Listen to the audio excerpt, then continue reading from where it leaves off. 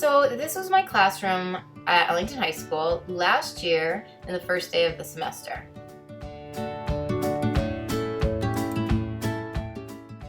We all have the same questions and nobody really has any answers yet. So after a few sleepless nights, I decided to do something about it.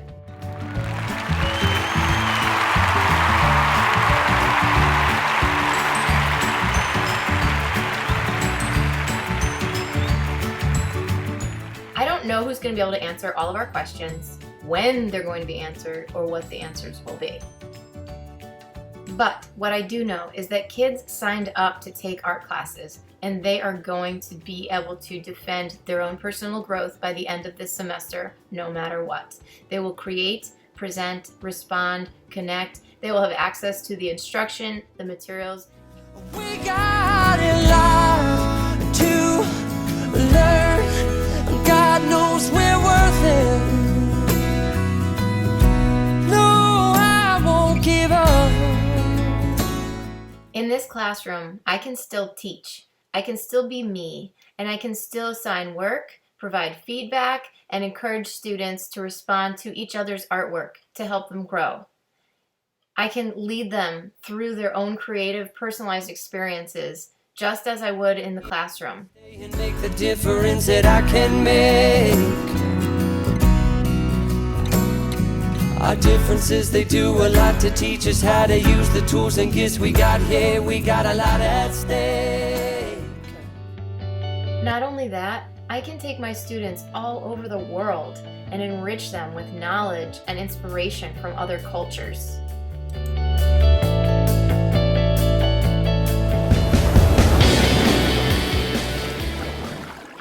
I can also provide a sensory-friendly environment as needed.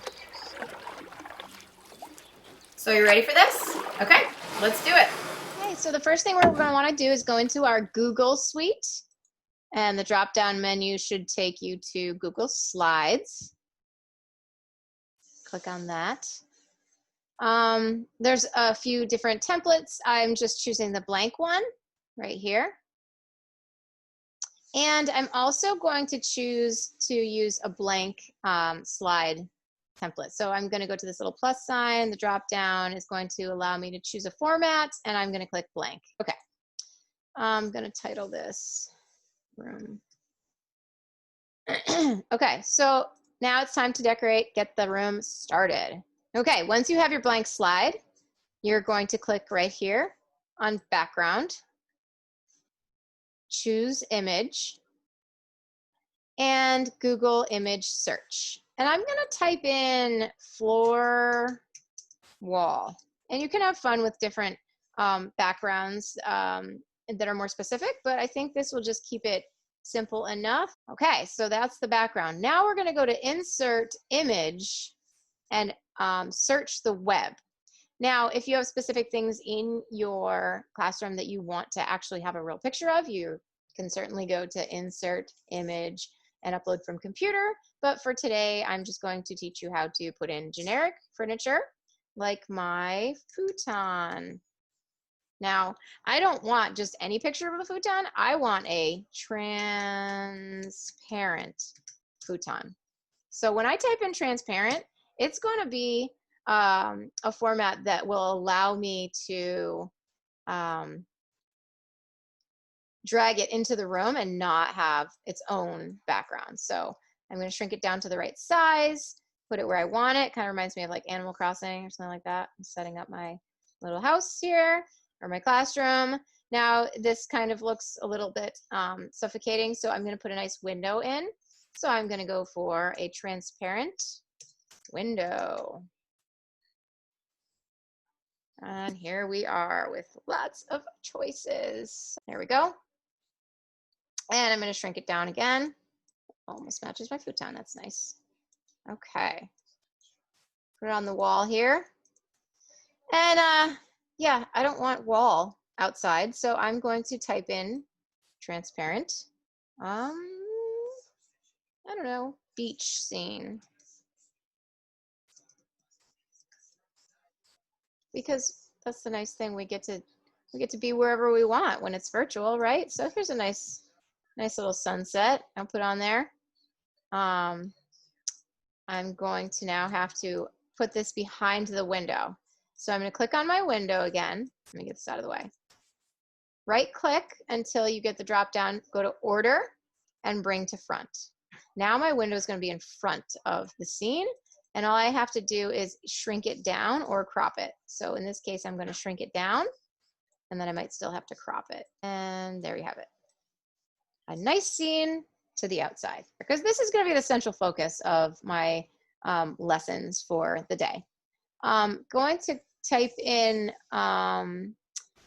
insert and word art, because I want to use, I want to be able to like change the size of my fonts without messing with it too much. So I'm just going to put learning target, today's learning target. Okay, it's huge. Got to shrink it down. Whoop. Put it where I want it on the whiteboard. There we go. Maybe change the font, change the color so it shows up nicely. And there, might want to roll around on that a little bit. Okay. All right, so now I have a place to sit. I have a place to put my assignments. I have a window to look out of, and I've got lots of room to decorate here. I'm going to go back up to this little Bitmoji icon. If you don't have, if this didn't show up after you downloaded the Chrome Bitmoji extension, then you can just pin it and it will show up there. So whenever you want, you could just grab your Bitmoji, and I'm going to type in sitting because I want my Bitmoji to be sitting. So I have one here, but I'm sitting the wrong direction. So there I am. I'm going to take this square and flip it like that. Oops, I did not mean to make myself all squished. And I'm going to sit in that chair and shrink myself down so that I actually fit in the chair. And I can't touch the floor. I might need a little stool there. So I'm going to open a new tab and type in Vocaroo.com. All right. And it's so simple. All you have to do is hit record. Hi, there is my art office where I can PLG with my fellow teachers. I hope this helped. I hope that you can get excited about creating your virtual classroom, and that it relieves some anxiety about what may or may not happen over the next 2 months with COVID-19. This totally took my mind off of it and distracted me just enough to feel a little bit more prepared for fall. Thanks again, and enjoy.